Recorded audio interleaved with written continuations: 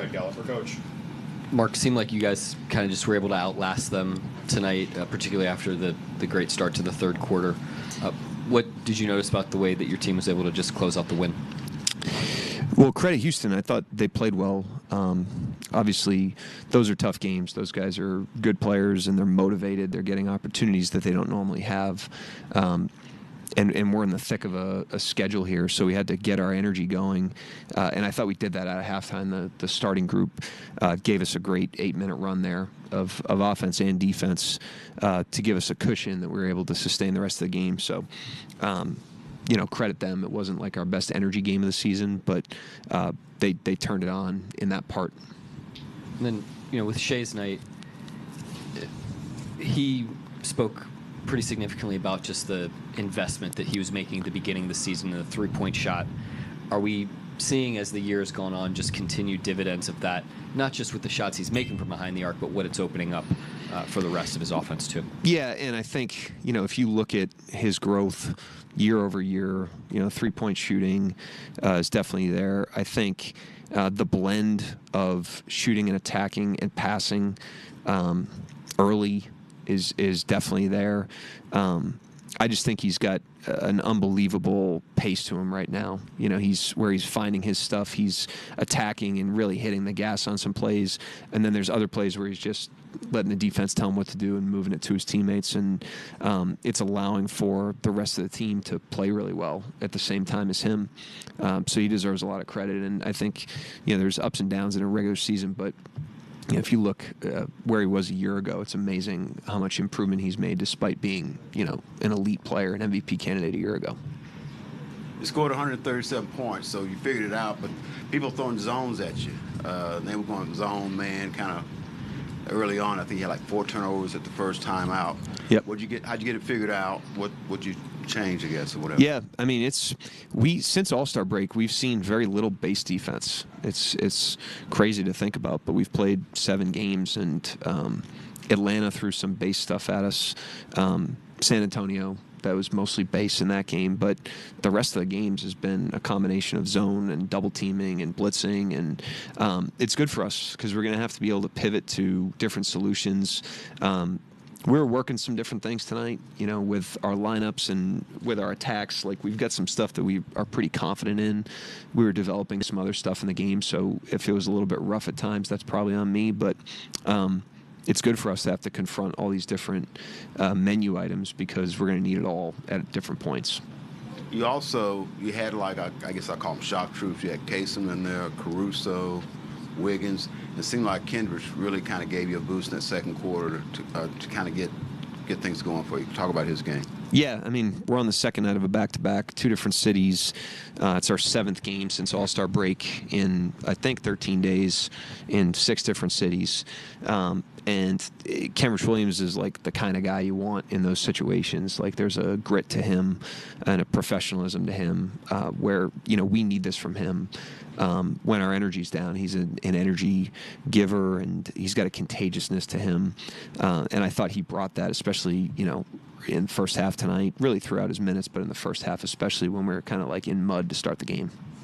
Mark, last year one of the major topics of discussion was rebounding. You guys were bottom 5 in rebound percentage and rebounds per game. This year you guys are knocking on the door of being a top 20 team.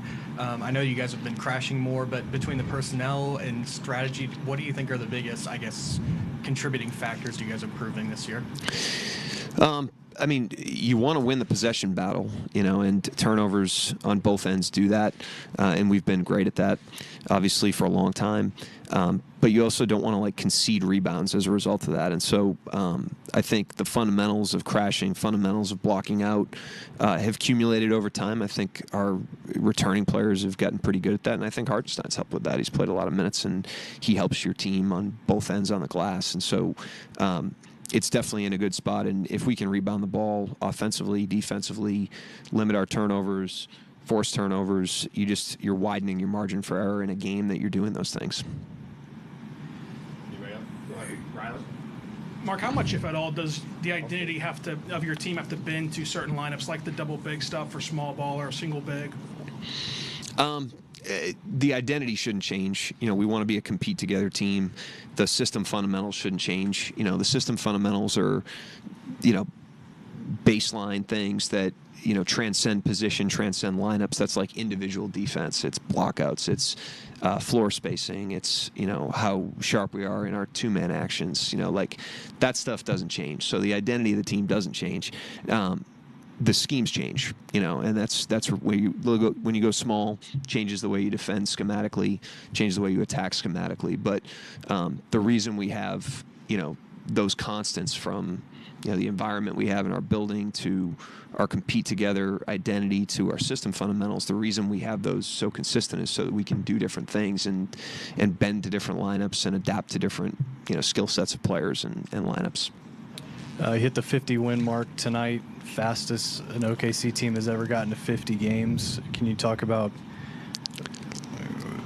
your perspective, what this team, the level that they're at, that they can get there? No other West team has even gotten to 40 wins yet. Just where this team is at, and even compared to last year. Yeah, we're not comparing to other teams, and we're not comparing to last year. But I just told the team, I didn't think we played our best game, and we need to be present with every challenge, and we need to take advantage of every opportunity that's in front of us. But it is also a testament that we can be a little bit unsatisfied on a night where we win our 50th game. We can never take that for granted. It's hard to win 50 games in the NBA in a season. We obviously have a lot more we want to accomplish, but we also, there's people that have been in the room that, we're winning 22 games or 24 games or, scratching and clawing to get to 40. And so we're going to be grateful, for 50. And we can be grateful for that, and we can also be hungry at the same time. Both can be true, and both are true for us. But we don't take, 50-win season for granted ever. A two-part question, Coach. You mentioned the third quarter, that shift that we saw. What did you see? What are some of the things that stood out the most out of that? And the second part of my question is just what did you see out of Chet Holmgren in his first game back since the ankle injury in Atlanta? Chet's impactful, so when he's out there, even if he doesn't have his A game, he's going to impact the game, and he's still coming back from, a larger period of time off. So we're not really evaluating his performance night to night. We're just trying to see an uptick week to week, and we will continue to, because he's a really good player. So, as for the shift, I think on a night like this where you're trying to find it and you're trying to get the engine to turn a little bit, that's where like the individual efforts of players matters. And I mentioned Kenrich to Myron's question. I thought Cason Wallace went in there in the first half and he took the energy to a different level. Like he wasn't being denied early.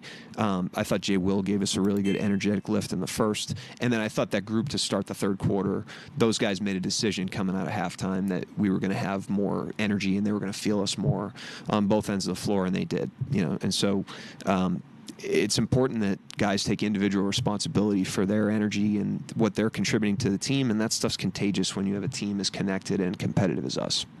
What did you like from the double big lineup tonight? It seems like the connection between Hartenstein and Holmgren is growing a little bit.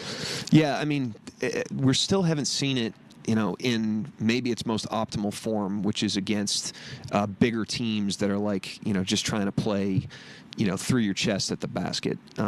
We've rolled it out every night because we need to learn about it, but it's mostly been on nights like tonight where it's perimeter-oriented teams. Those guys are in more closeouts. I think we're learning the limits of it to a degree. I also think we're learning where we can improve to a degree, and we've improved. It's a lot smoother probably than I would have expected, only 10 games in or whatever. So we're going to continue to work through it. It's also not going to be a distraction. We got other stuff to work on, and we have other lineups to run. But those guys have done a great job. They work collaboratively. They're very communicative, and that's why it's improving the way it is. Anybody else? Coach? Yep, thanks.